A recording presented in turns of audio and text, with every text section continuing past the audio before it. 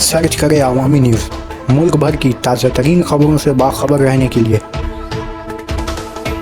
Subscribe करें हमारे channel को और बेल आइकन ज़रूर दबाएं।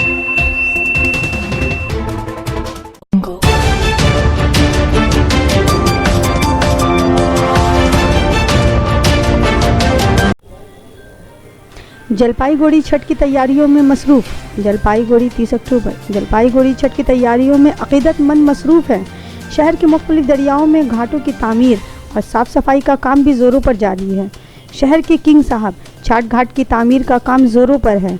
एक बड़ी तादाद यहाँ घाटों की तामीर में मसरूफ़ है। छठ पूजा से कबल इंतज़ामिया की जानिब से छठ पूजा के पुरअमन इनेकाद के लिए पूजा मुंतज़मीन और मुकामी काउंसलर्स के साथ एक मीटिंग का एहतमाम किया गया है। पुलिस और इंतज़ामिया की जानिब से पुरअमन पूजा के इनेकाद के लिए मुख्तलिफ इंतजामात किए जा रहे हैं। दरिस में मुख्तलिफ रज़ाकाराना तंजीमें अक़ीदतमंदों में पूजा के सामान तकसीम कर रही हैं।